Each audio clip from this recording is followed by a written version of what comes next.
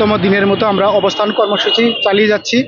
আপনারা জানেন আমাদের এই অবস্থান কর্মসূচি চালানোর পিছনে আমাদের দাবিটি হলো ক্ষতিগ্রস্ত শিক্ষার্থীদের কথা বিবেচনা করে চাকরিতে প্রবেশের বয়সীমা অস্থায়ীভাবে 37 থেকে 40 এবং আন্তর্জাতিক মানদণ্ড অনুযায়ী চাকরিতে প্রবেশের বয়সীমা সর্বনিম্ন 35 করে দেওয়ার জন্য আমরা এখানে অবস্থান কর্মসূচি চালিয়ে যাচ্ছি। পাশাপাশি আমরা ইতিমধ্যে কিছু অভিনব প্রতিবাদ করেছি এবং আগামীতে সমাবেশে ডাক দিয়েছি।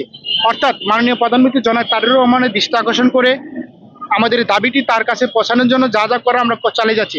ইতিমধ্যে আপনারা দেখছেন যে আমার বাবা আমার মায়ের গ্রামের শুকানো রক্তের বিনিময়ে আমরা যে সার্টিফিকেট অর্জন করি, আপনারা জানেন আমরা দরিদ্র বা মধ্যবিত্ত পরিবারের সন্তান।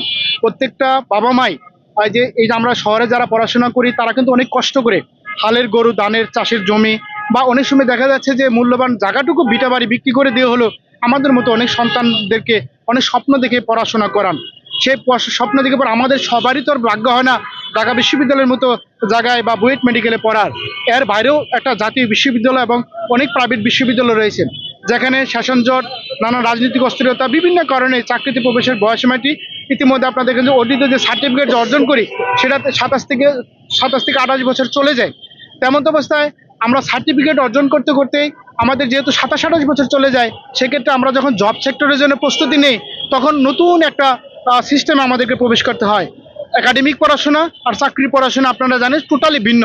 সুতরাং সেক্ষেত্রে আমরা যে ঢাকা বিশ্ববিদ্যালয় বা ভালো ভালো প্রতিষ্ঠানের সাথে আমরা কিন্তু কুলে উঠতে পারি না। এজন্য আমাদের কিন্তু সময় দেওয়া দরকার। কিন্তু একটা জিনিস খেয়াল করে দেখবেন, আমার বাবা আবার মায়ের গ্রামে অর্জিত যে টাকা দিয়ে যে অর্জিত সার্টিফিকেট সেটা 27-28 বছরে যখন শেষ হয়ে যায়, বাংলাদেশের প্রেক্ষাপটে আপনারা দেখবেন সে অর্জিত সার্টিফিকেট 32 বছরের পরে সেটা আর কোনো কাজে লাগে না। সেটা যেহেতু কাজে লাগে না, আপনারা দেখেন আমরা দেখছি যে যেমন সকালে একটা পত্রিকা 10 টাকাতে কিনবেন, বিকালে সেটা কি করা হয় একবারে ফেলে দেওয়া হয়, সেটা কোনো কাজে লাগে না। তদ্রুপ 32 বছর পরে বাংলাদেশে আমাদের যে অর্জিত সার্টিফিকেট সেটাও তো কাজে লাগে না। সেটা হয় টাঙ্গের ভিতরে উইপুকাই খায়, না হয় সেটাকে কিছু টাকার বিনিময়ে আমরা বাদামুলা বা চানাচুরালার কাছে আমরা বিক্রি করে দিই। তদ্রুপ আমরা সেদিন একটা অভিনব প্রতিবাদ করেছি যে এই যে অর্জিত যে সার্টিফিকেট ইনভ্যালিড 32 ঊর্ধ্ব ইনভ্যালিড সার্টিফিকেটটাকে আমরা বাদামের ঠুঙ্গা বানিয়ে আমরা কিন্তু রাজপথে বাদাম বিক্রি করতে বাধ্য হয়েছি। এটা একটা অভিনব প্রতিবাদ।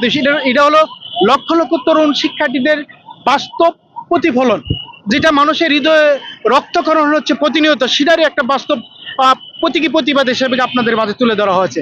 প্রিয় সাংবাদিক ভাই বোনেরা, আপনারা জানেন বাংলাদেশ এবং পাকিস্তান এই দুটি কান্ট্রিতে চাকরিতে প্রবেশের বয়সীমাটি 32 করে দেওয়া হয়েছে, কিন্তু এর বাইরে সারা বিশ্বে প্রায় 162টা দেশে আপনারা জানেন চাকরিতে প্রবেশের বয়সীমা সর্বনিম্ন 35, কোনো কোনো দেশে উন্মুক্ত রয়েছে। প্রিয় সাংবাদিক ভাই বোনেরা, আমাদের এই যে কষ্ট ডিজিটাল সার্টিফিকেট সেটা 32-এ বেঁধে না রেখে আমাদের যে মেধা সে যোগ্যতাটাকে কাজে লাগানোর জন্য চাকরিতে প্রবেশের বয়সীমাটি ক্ষতিগ্রস্ত শিক্ষার্থীদের কথা বিবেচনা করে সর্বনিম্ন 37 থেকে 40 এবং আন্তর্জাতিক মানদণ্ড যে 35 করে দিলেই আমরা শিক্ষার্থীদের আমরা সুযোগ পাবো আমাদেরকে মেধাটির কাজে খাড়ে আমাদের কাঙ্ক্ষিত সে জবে প্রবেশ করার। ধন্যবাদ।